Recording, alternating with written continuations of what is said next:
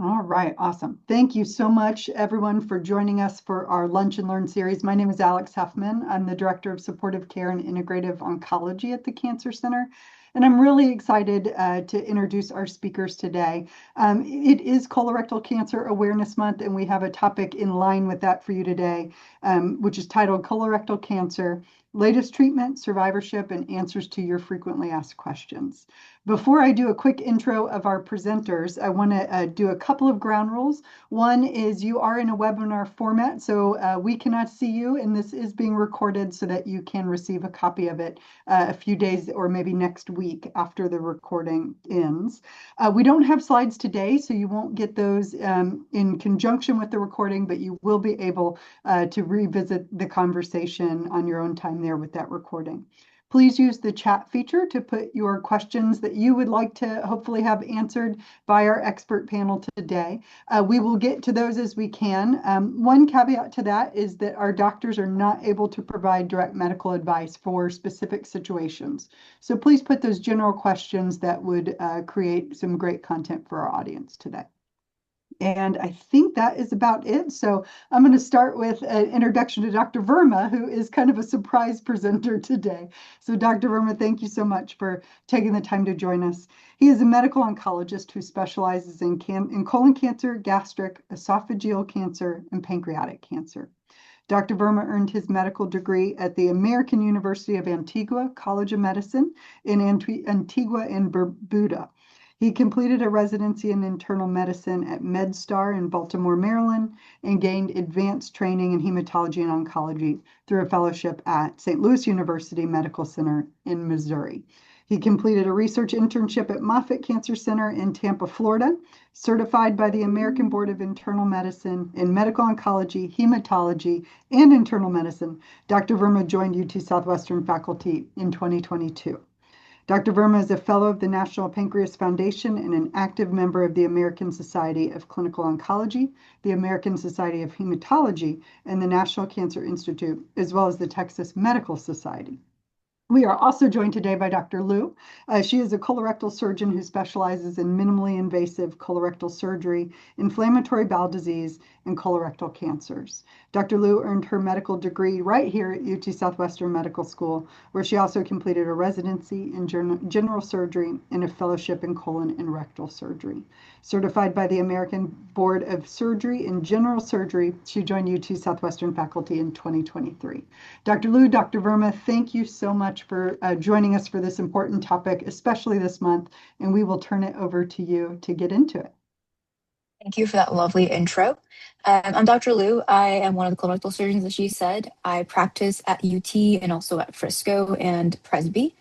So I'm going to kick it off with a general overview of the incidence of colon cancer, why this is relevant, why we're talking about it, and then kind of touch upon a few topics, mainly from a surgical perspective, before I turn it over to Dr. Verma, who's going to talk more about it from a medical oncology perspective. So just a quick background, probably facts that we all know, but colorectal cancer is the third most common cancer diagnosed in both women and men in the US, and it is actually the second leading cause of cancer-related deaths. More and more, we are seeing younger patients being diagnosed with this, and it is actually the leading cause of cancer death in men under the age of 50 and the second for women under the age of 50. A lot of the new diagnoses that we're seeing is from rectal cancer.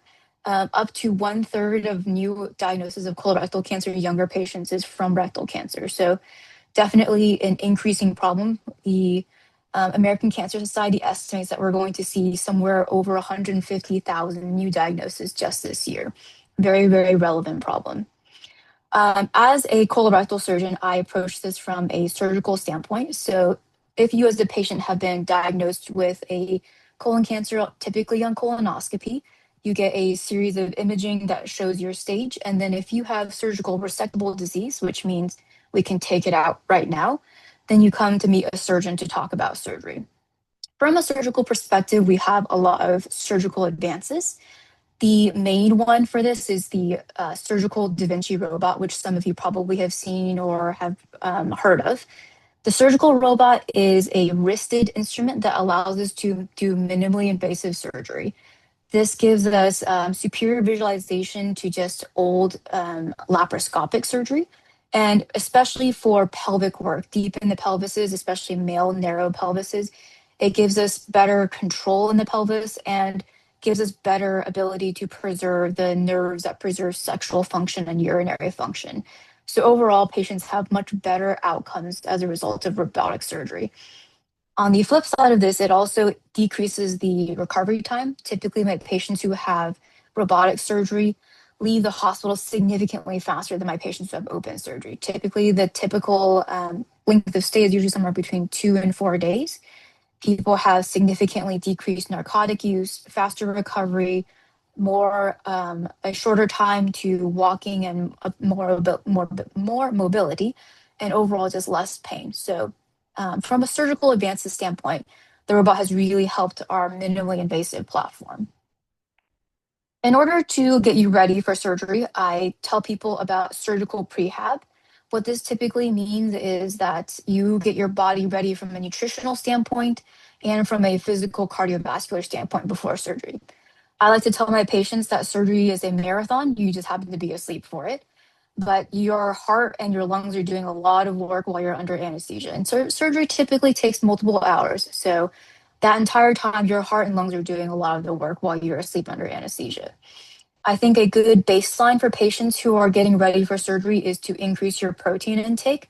This helps your body build the protein building blocks so that you can heal any connections that we make in your bowel during surgery, surgical incisions. All of that is reliant upon protein stores in your body. And then the secondary aspect is just starting to walk at minimum 30 minutes a day.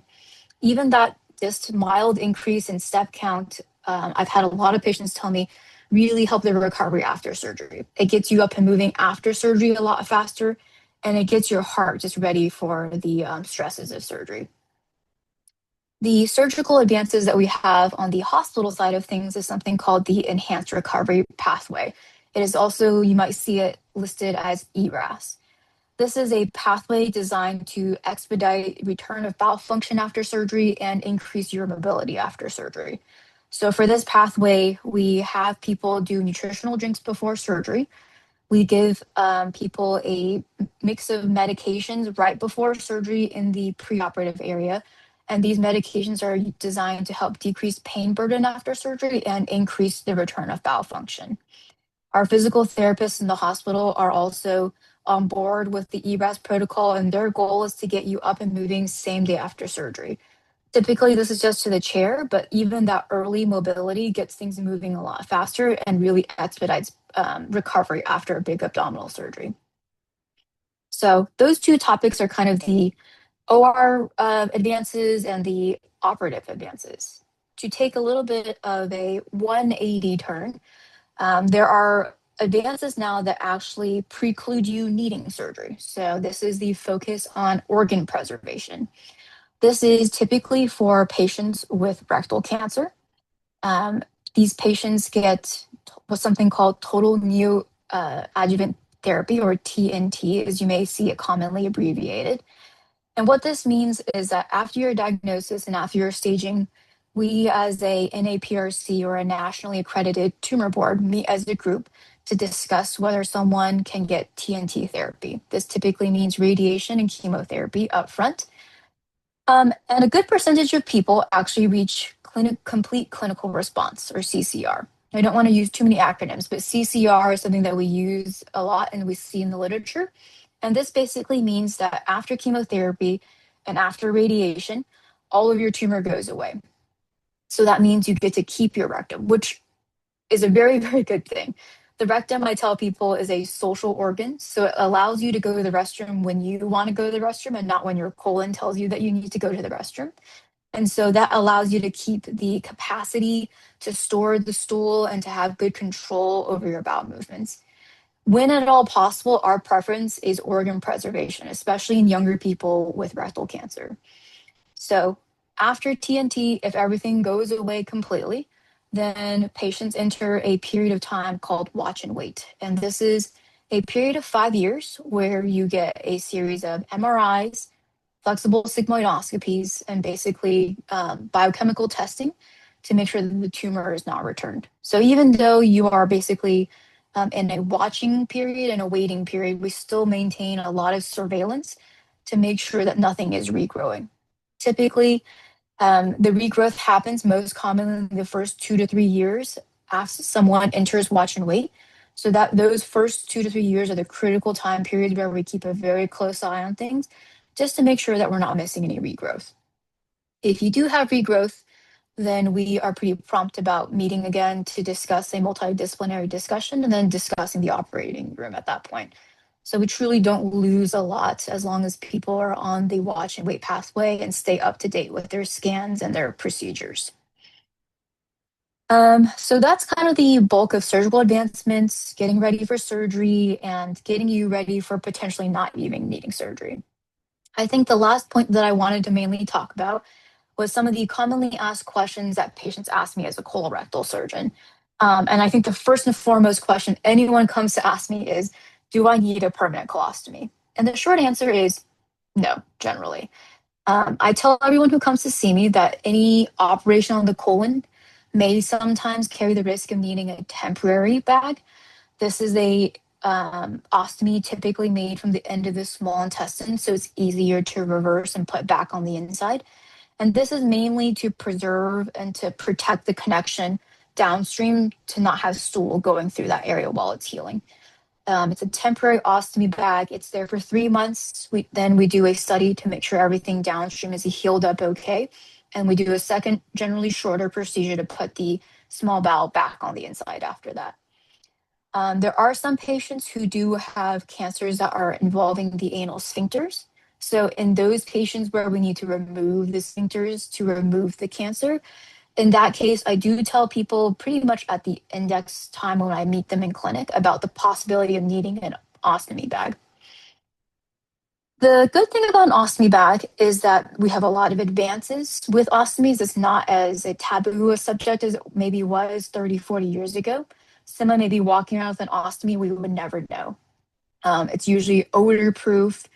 Um, Occasionally it'll make a sound or two, but it's odor proof. It hides really well under your clothing, and people can never even tell that you have an ostomy.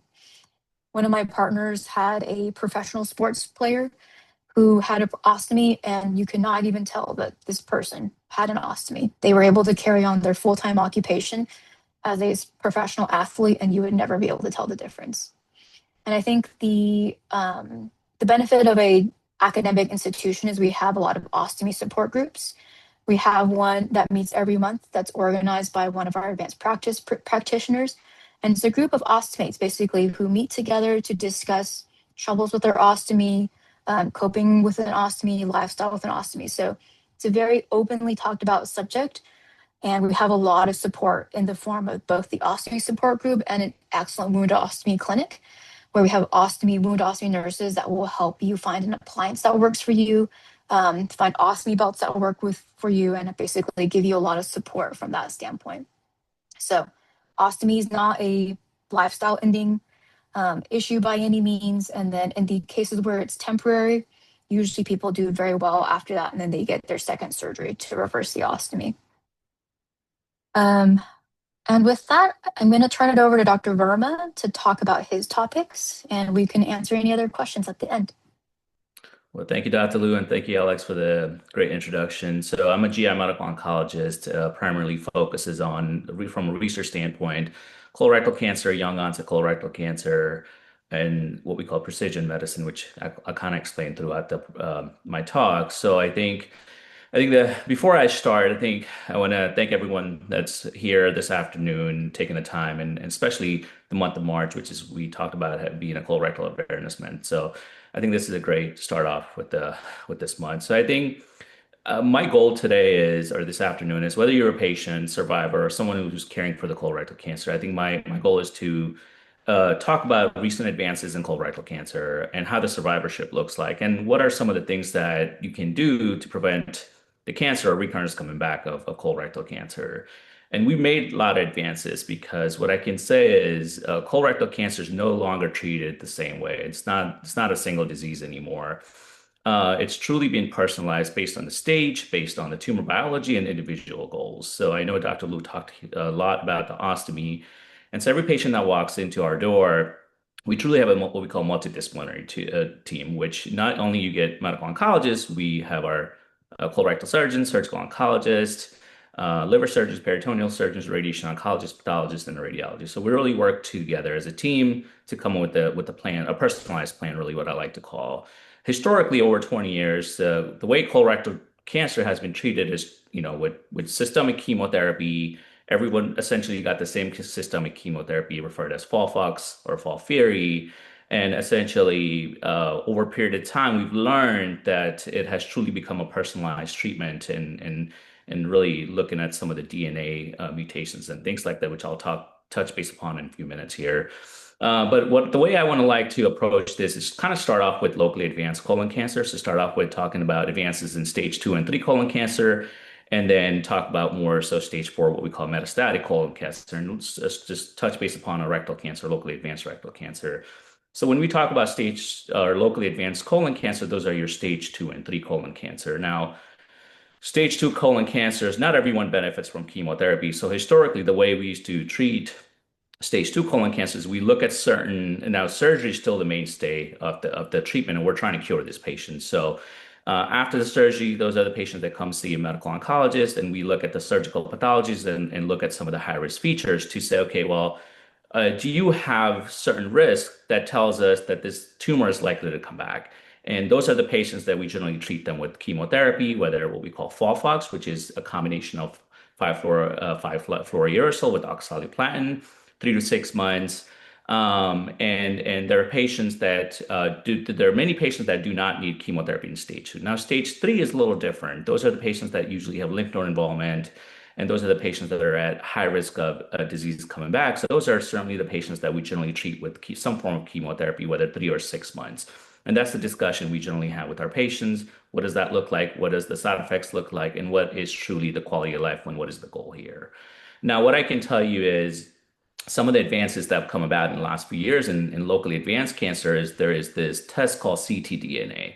And then another name of the ctDNA is called MRD, which is minimal residual disease, which we often utilize that in our locally advanced cancer. So our stage 2 and 3 colon cancer and utilize after the surgery. Now, let me talk a little bit and let me take a little bit of time to talk about ctDNA because I think this is very important to understand and important to know what to do with this test. And so think of a CTD, I like to say, think of the ctDNA as a molecular fingerprint, essentially.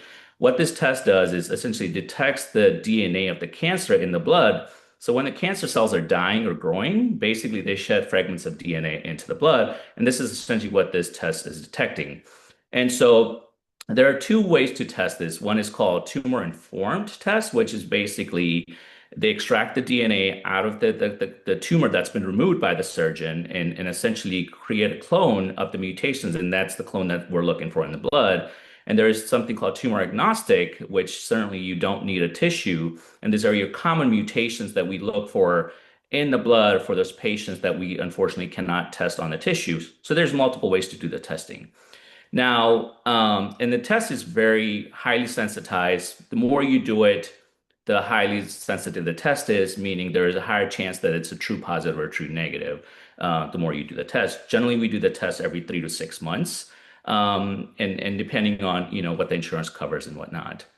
Now, how do we utilize this test? That's the important part. So when we get these results back, the initial test does take a few weeks because it does require requesting the tissue, extracting DNA out of the actual tissue, and creating the clone. So the first test usually takes 5 to 6 weeks. Subsequent testing takes about 7 to 10 days.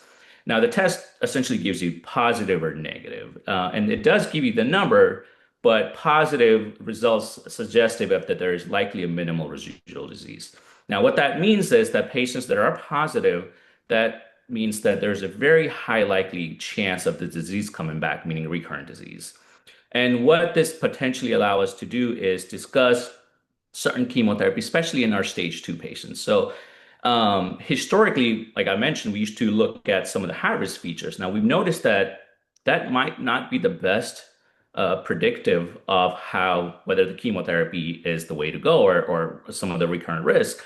And this is where I think we utilize this test in stage 2 patients. The patients that are negative, there's a more than 90% chance that surgery has gotten everything and that the likelihood of this or cancer coming back are extremely low. Those are the patients we could potentially avoid chemotherapy. Now, a patient that is positive in stage 2, you could comfortably say that you have extremely high risk of disease coming back, that we should potentially do chemotherapy and see if you could get rid of this, some of the what we call micrometastatic disease, meaning the cells that we cannot see that the test is detecting. And in the stage 3 colon cancer, the way we utilize this test is there's no as of right now, we do not utilize this test to either what we call de-escalate chemotherapy or escalate it up. Stage 3 still requires chemotherapy, but what this test allow us to do in stage 3 is use it more as a surveillance tool. Meaning if the test after the chemotherapy, if the test is positive, I think you could comfortably say that there's likelihood that there's over 70% chance that disease is coming back and allows you to kind of screen or surveil patients very closely, do scans every 2 to 3 months rather than 6 months. So that's how we utilize this test in the stage 2 and 3. So I think it's always important to learn what this test is. And if one of the things that you should always ask your treatment team or oncologist is that are you going to be doing a ctDNA testing on this, and are you going to be following up with it every 3 to 6 months? So I think that's now has been a standard of care for us in locally advanced cancer, and we utilize that quite often for all our patients. So that's our locally advanced colon cancer. Now, taking that onto the locally advanced rectal cancer, which Dr. Liu did touch base upon a lot here, especially on the surgical modality side. So, as she mentioned, that we do have a multidisciplinary NAPRC tumor board that we present every single one of our rectal cancer cases and discuss. And a lot of our goal is to really preserve the rectum. And see if we could get a lot of these patients to get rid of the disease with our chemo and radiation treatment. So I'm going to briefly touch base upon what the TNT, which is the total neoadjuvant therapy that we do. What that looks like is generally about 6 months of therapy that we do upfront prior to reassessment and see if one needs a surgery or forego surgery.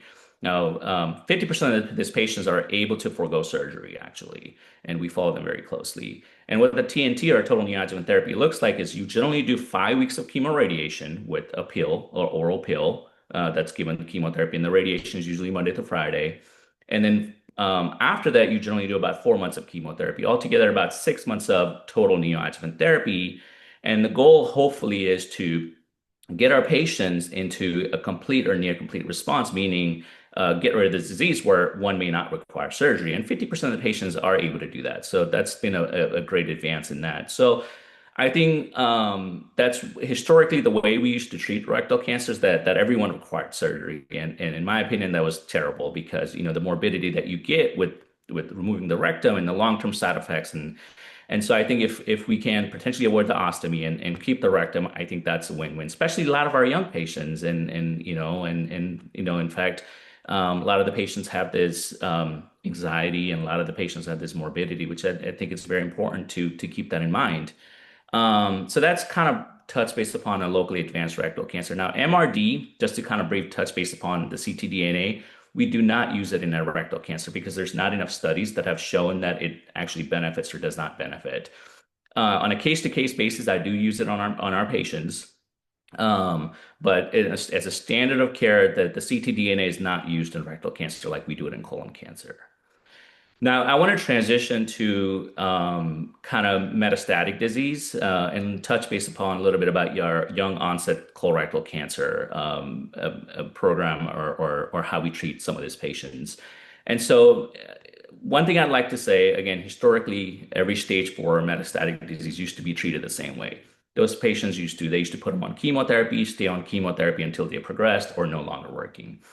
I think that has changed a lot in the last 10 years. The reason is I think we've learned a lot about some of the advances, some of the targeted therapies, some of the mutations that we can target. Immunotherapies have come about, and surgical modalities have gotten better. So we've learned to be more aggressive than just saying that just stay on the chemotherapy and we'll see kind of when this progress and then come up with a plan then. So every patient, again, that walks into stage 4 colorectal cancer that walks into my door they're going to get a multi-D evaluation. What that means is they'll be seen by a medical oncologist, they'll be seen by a surgical oncologist, and they'll be seen by a colorectal surgeon.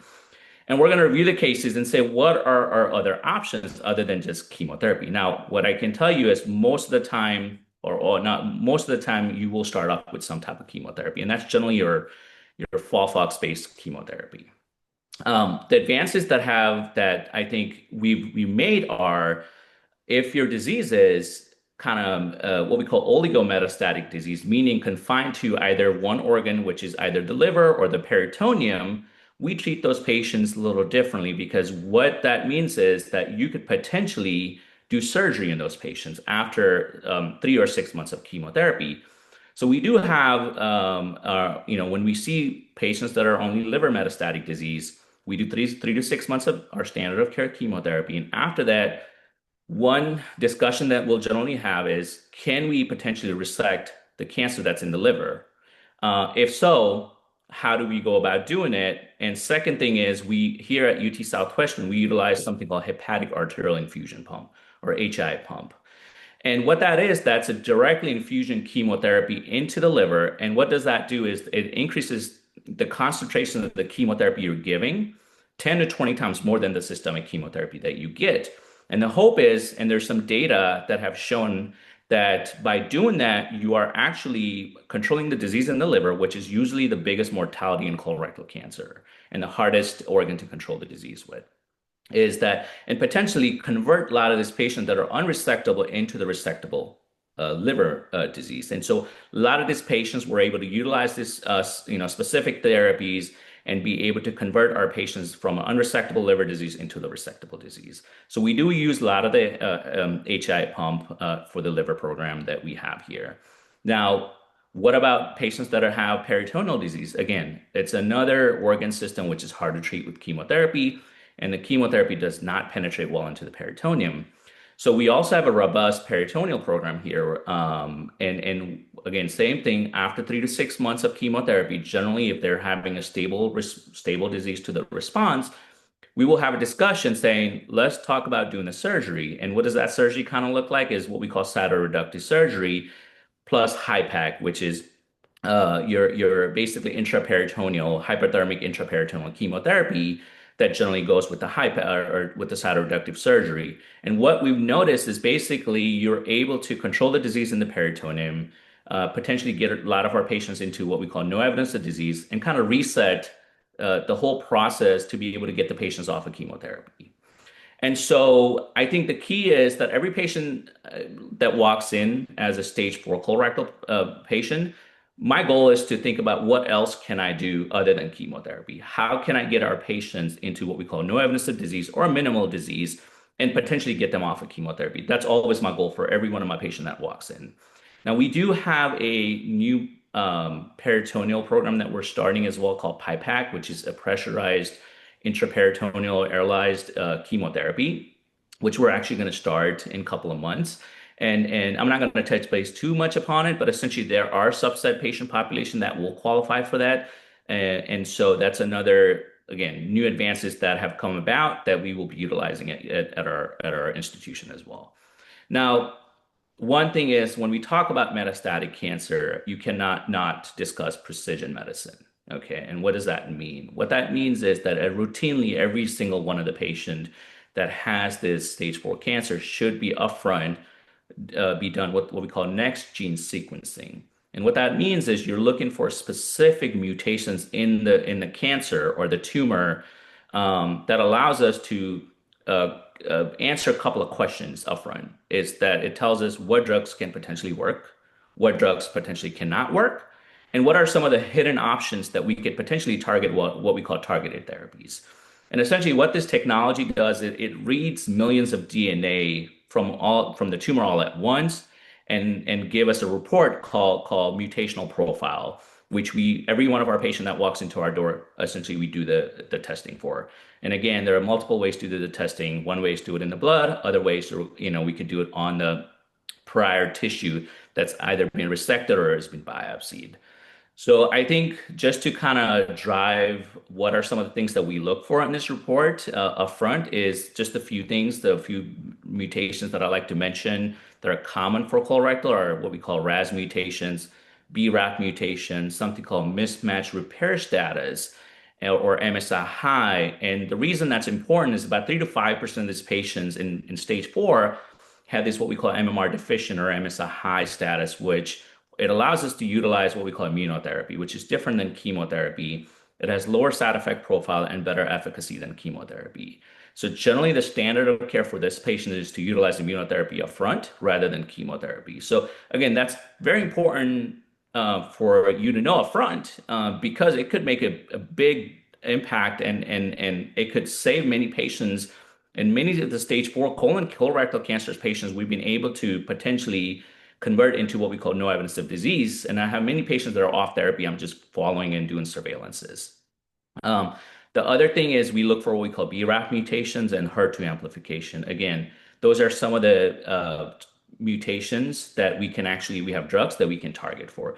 So it's very important to look at those mutations. And so that's one of the questions that you should always ask your team or your medical oncologist saying, are you going to be doing any DNA mutational profile? If so, what does that look like for me? Do I have any options for targeted therapy? And what is my MMR status? So again, what I want to do is I want to make sure that whoever your team is, these are the questions that you always want to ask to your medical oncologist. Um, so that's always the key. And then, so we talked about the MSI high and the immunotherapy. Now, going from first, second, and third and fourth line of therapy is generally your first couple of lines of patients that are going to be your systemic chemotherapy. We do have clinical trials here, even at our institution, that's looking at newer type of targeting mutations and first and second line. So we do utilize those. Again, it does require us running the sequencing of the mutational profile. So, I think it's always important to think about clinical trials from front, from first line, because there are great first line phase 3 clinical trials that you could qualify for, and you're still kind of getting your standard of care. The beauty about that is you potentially not only get standard of care, but you could potentially be getting a drug that might be approved 5 years down the road. So I think it's always important to learn about, and that's another question that you should ask your team is, are there any clinical trials that are going at the institution? If so, could I potentially learn or qualify for it? So I think there's a lot of new advances that have come about in colorectal cancer, specifically targeted therapies and specifically blocking some of the antibodies, what we call bispecific antibodies. And so we have several trials, and we have actually 3 trials in frontline that we're currently enrolling patients for. So that's always something to think about. And then your third and fourth line of therapy generally ends up being what we call Lonsurf-based chemotherapy, or fruquintinib is which is an agent that blocks what we call VEGF inhibition. When we get to the third and fourth line, I always talk about my patients saying, in addition to that, let's start looking for clinical trials. Because the response rates for those agents generally ends up being in a single digit, meaning anywhere about 5 to 8%. And so those are the times where I say, okay, let's look for any clinical trials, whether those are phase 1, phase 2, or phase 3. And it's important to look at the trials and see potentially you could qualify for it, because you could always do standard of care even after you potentially fail a clinical trial. So you always want to kind of, when you get to the third line settings, then you want to really start looking for clinical trials or at least learn about them. And then I want to kind of transition the next point to is survivorship. What does that look like? What are some of the patients? You're done with the treatment. What does that surveillance look like? What does the survivorship looks like? So I think the surveillance for our patient first 2 years is generally we do scans with the CT scans every 6 months. And then after that, up to 5 years for once a year. And then we generally get labs with CBC, CMP, and CEA. And the ctDNA, generally, I get every 3 months for those patients as well. And then from year 3 to 5, generally done every 6 months. The surveillance period is usually about 5 years. And after that, you could safely say that I think the chances of your disease coming back are just back to your normal patient who's never had cancer. So you could kind of continue to follow with the primary care if you'd like to, or you can continue to follow with our survivorship clinic. As far as I get asked this a lot. What can I do on a day-to-day routine to make sure this cancer does not come back? And that's very important because once you've had it, once you've cured it, you want to make sure this doesn't come back and you never have to potentially, hopefully, ever have to see me again or Dr. Liu. That's always the goal. There are some trials that have looked at this. Actually, this has been advances that have come about in 2025. So there's two things that I like to emphasize on this. One is that there was actually a trial looking at in 2025 doing exercises, about 45 to 60 minutes of exercises 3 to 5 times a week. It could be just brisk walking, strength exercises, some type of exercises for about 45 to 60 minutes. And they've shown actually the survival of those patients that did it increased by 78% and decreases the risk of colon cancer coming back. So that's one thing I always advise to my patients is physical activity is key and very important, even once you're done with everything. The second part is every single one of my patient that is done with the therapy, we look for this mutation, specific mutation called PIK3CA, PIK3CA mutation. And the reason that is there was a trial or there was a publication that came again last year that showed that patients that harbor those mutations, that's about 30 to 40% of those patients in colon cancer or colorectal cancer world. Patients that take aspirin, now we're not talking about baby aspirin, but 160 milligrams of aspirin, it reduces the risk by half, 51 to 55% in the colon cancer world. So that was a significant publication that was very important. So every single one of my stage 2 and 3 colon cancer patients gets the DNA mutations and ensure that whether they do or do not have these mutations, and then potentially can take aspirin or not. And then the very last thing that generally I'll recommend for the survivorship or reducing the risk of recurrence is the diet.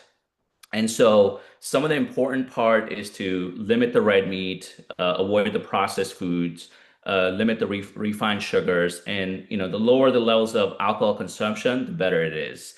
And so those are some of the things that you could do on a day-to-day basis, including in your lifestyle, day-to-day activity to potentially prevent this cancer coming back. So those are some of the things that I think you could utilize on a day-to-day basis. Generally, the way I like to think about it in a plate, honestly, is that you do 30% of the vegetables, 20% of fruits, 30% of whole grains, and 20% of protein. That's how your plate should be designed. When you're sitting on a table, kind of think about it that way, and that's your total nutrition right there. And so that's kind of how I like to usually put it. But and so that's our survivorship, and that would be the last thing to kind of talk about. And we're happy to take any questions that we have here. Really interesting. Thank you, Dr. Liu. Thank you, Dr. Verma. We do have some questions, and now is a great time. If you have not put yours in the chat, you'll see two features. One is a Q&A and one is the chat. You can use either, but the chat will be where I'm going to be looking the most, and I'm going to try to make sure we get those answered that we can. The first question is on the increasing number of younger adults being diagnosed. Can you talk about that prevalence and the increase, but also what your thoughts are on maybe how we can get a diagnosis sooner for some patients that maybe are misdiagnosed or have a delayed diagnosis? Yeah, and I'm happy to take the Dr. Liu, and then you can kind of chime in as well.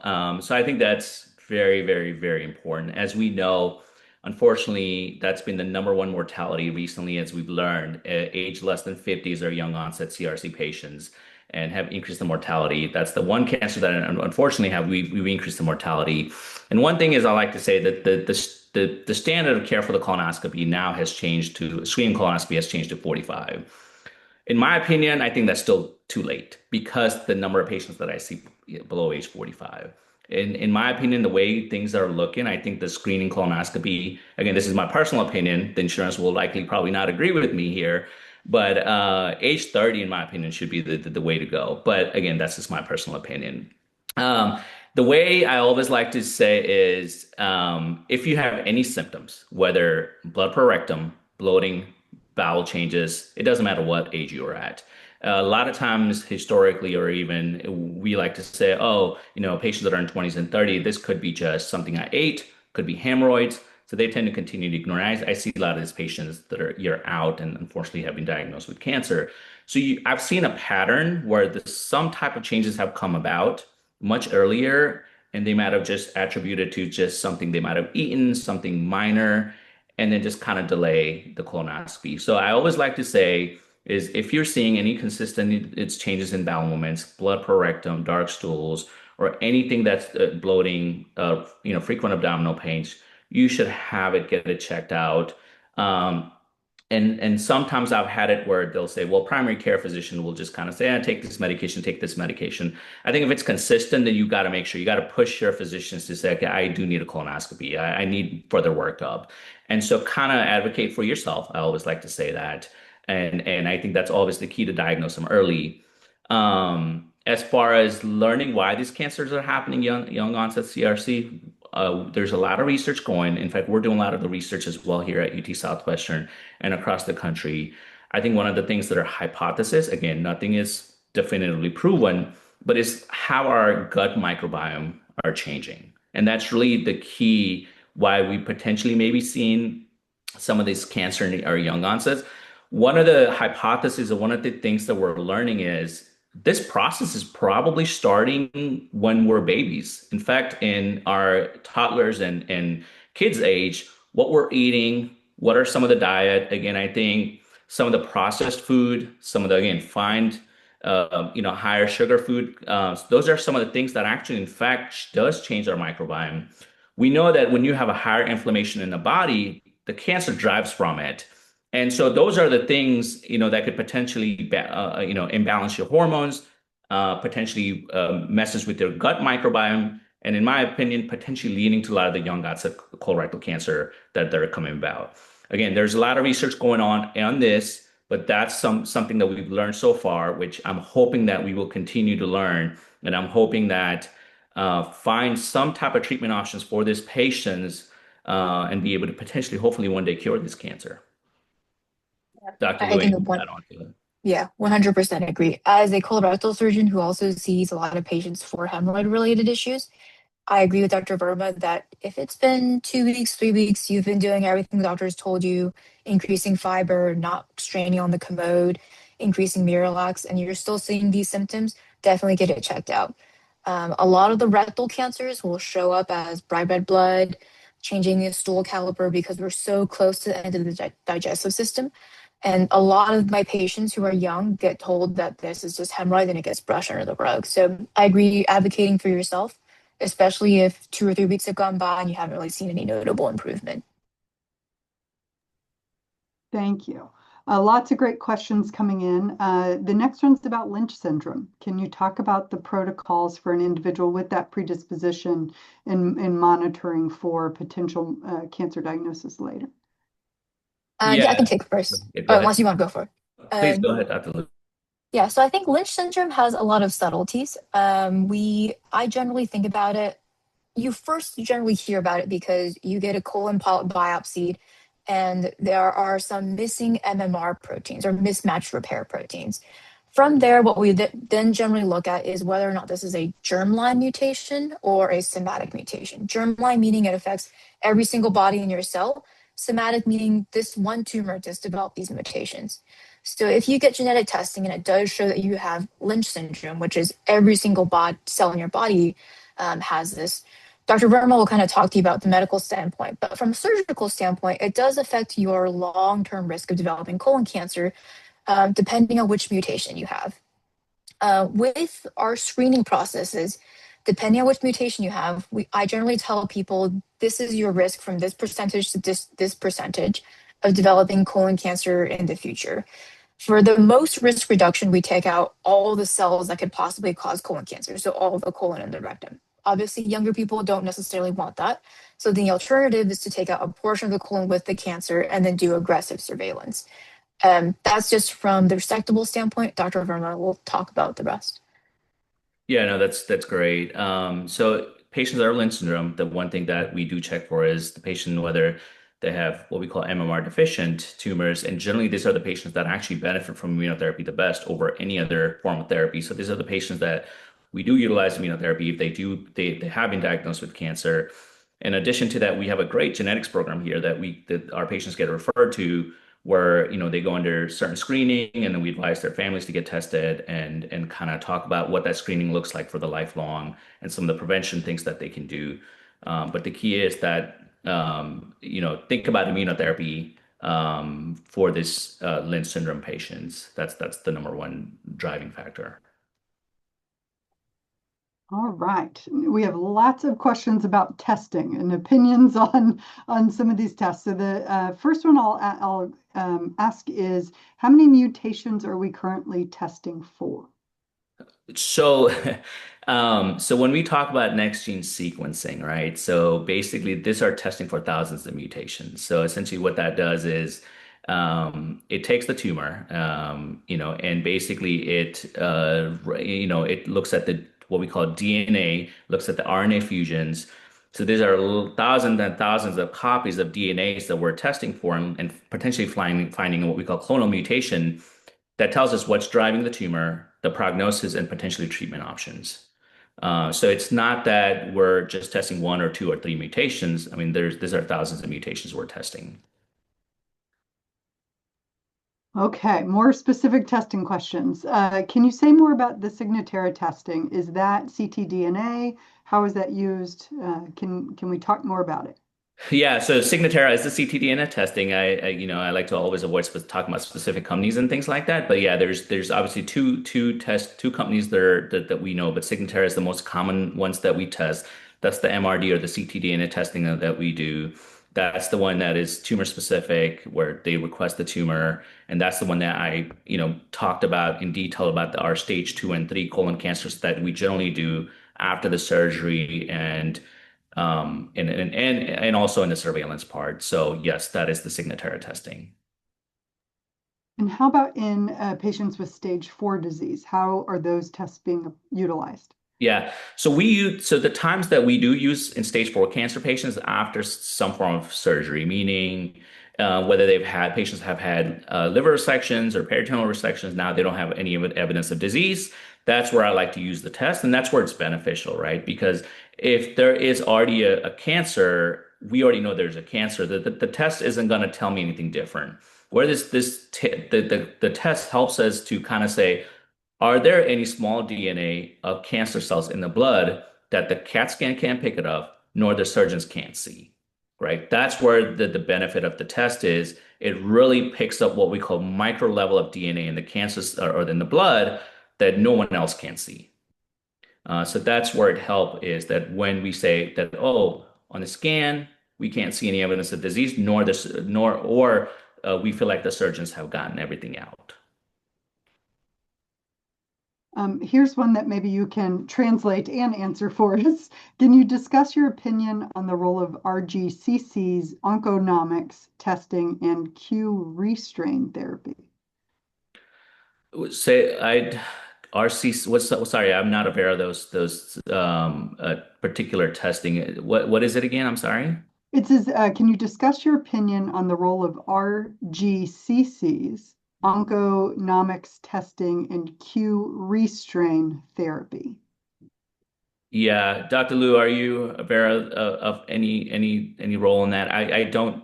That's usually not again our standard of care. Generally, we use. I'm assuming the person is asking maybe is asking for some type of DNA sequencing. I don't know if that's what they're asking. And there are a lot of different companies that do it, and that's the part about it. So not only one company, there's tens of companies that do it, this type of sequencing. So I'm not familiar with the specific therapies they're referring to. So unfortunately, I'm not able to answer that question. No problem. And if you are the individual who asked and want to put some clarifying content in the chat, please feel free to do so, and we'll try to circle back. There are some questions about PIPAC. Is it out of clinical trials? How is it being utilized? Can we learn more? Yeah. So PIPAC is a very new technology. It is not become a standard of care yet. There are some trials, there are not too many trials, small trials that have shown that a PIPAC can be beneficial to certain patients that cannot undergo cytoreductive or patients that allow us to do multiple procedures. So there's a specific criteria that we utilize to say this could potentially be a patient that could go for PIPAC. So not every patient that has a peritoneal disease will qualify for PIPAC. PIPAC, not everyone in the country offers the PIPAC. We just actually initiated the program actually, and we have yet to do any surgeries of the PIPAC here at UT Southwestern. We will likely have a potential screening of these patients in a couple of months. Again, these are the patients that essentially do not qualify for cytoreductive surgery or HIPAC, patients that do not qualify for any of our other peritoneal clinical trials. Those are the patients right now that we're potentially considering for PIPAC. So again, if you tell me that if you ask me, is PIPAC better than a HIPAC? There's no data for it. They're both individualized different treatments for different patients. They both have a role. PIPAC is obviously from a surgical standpoint, and it's much easier surgery than a CRS and HIPAC, which I think Dr. Liu, as a surgeon, could potentially chime in here. But from a PIPAC standpoint, essentially there is limited data. It's still not something that we use on a day-to-day basis. It's a very selected patient population that we're going to utilize PIPAC on. Yeah. To just tail the end of Dr. Verma's comment, HIPEC is a very intensive at UT Southwestern. It's generally a two-surgeon case.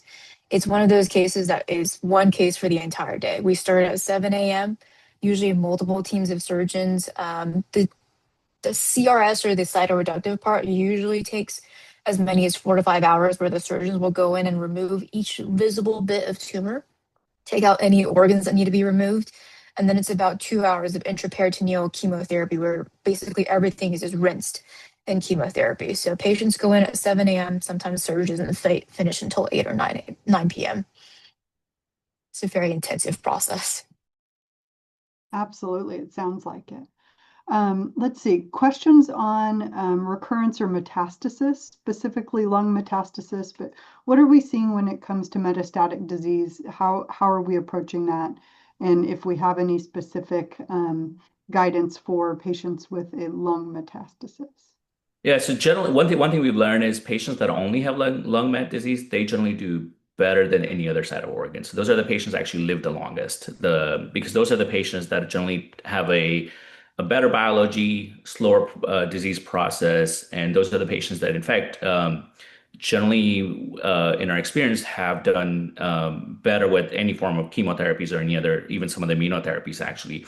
There's been data looking at it, which is not standard of care yet, but utilizing immunotherapy based in patients, even that are not MMR deficient, and patients that are non-liver metastatic disease, meaning majority of the patients were lung mets, and those patients have done wonderfully. Again, it's still in the clinical trial format. Again, not a standard of care, but just to answer the question, the way we approach lung-only disease, the therapy doesn't, from a systemic standpoint, the therapy does not change much. But what we do utilize in those patients is we do utilize a lot of radiation therapy, so stereotactic-based radiation therapy. We do utilize a lot of local ablative therapy, so ablations and some of the other modalities that we offer here.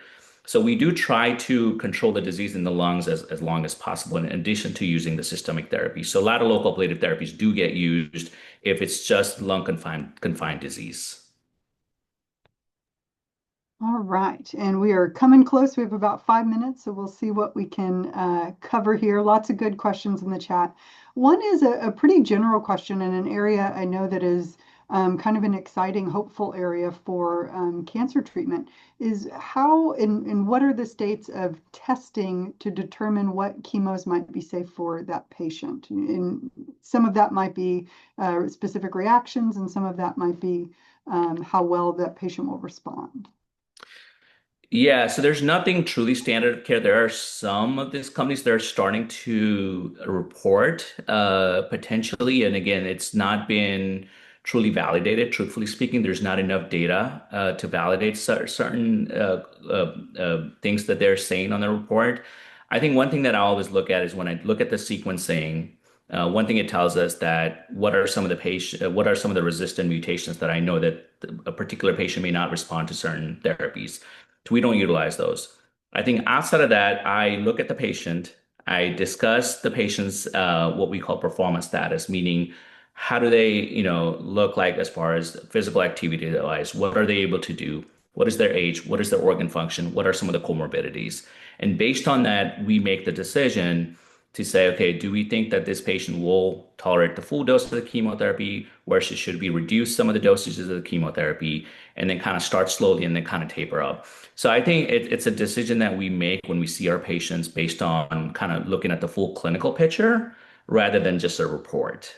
Report kind of helps us, but I think the key is you have to lay eyes on your patients, and that's really the key to personalize the treatment and say, okay, will this patient tolerate the chemo? If so, should it be a full dose or reduced dose? Okay, I think we have time for one more. How close are we to having a targeted therapy for the PIK3CA gene mutation? Yeah, so the short answer is not very close. The reason being is so contrary to the colon cancer, we have a therapy targeting PIK3CA in breast cancer. The problem, and I've published a lot about PIK3CA, in fact, and so that's hopefully one of my hope in one day in the future is to target a PIK3CA mutation, truthfully speaking. The reason that is we cannot take the same drug that's been studied in breast cancer that's working in PIK3CA into the colon cancer because colon cancer is driven by multiple pathways. It's just not one mutation. So when these patients have a PIK3CA mutations, they almost always have an additional pathway, or what we call resistant pathway, or additional driver mutations, most likely a RAS mutation that's driving the tumor. So think of it as if you block one highway, the cancer is going to find another highway to get to and likely to grow. And to block a PIK3CA, you need multiple of these pathways to be blocked, specifically a RAS mutations, which we've advanced a lot drugging the RAS mutations, and we have a lot of drugs that are in clinical trial that hopefully will advance in the next few years, but it's not anytime soon that I foresee that PIK3CA will be blocked. All right, I think we have come about to the end. I thank you guys so much to our guests for submitting their questions and joining us for this really informative talk. To our presenters, thank you for covering this content and being open to answering those frequently asked questions, as our title said. We will send out the recording most likely early next week, so please watch that in your emails. It will come that way. Because you signed up for this, you will also get emails about our future Lunch and Learn sessions, so we hope that you will join us for those as we continue to offer these great series going forward. So thank you so much, Dr. Liu. Thank you, Dr. Verma, and I hope everyone has a great afternoon. Thank Thank you for you. moderating. Thank you.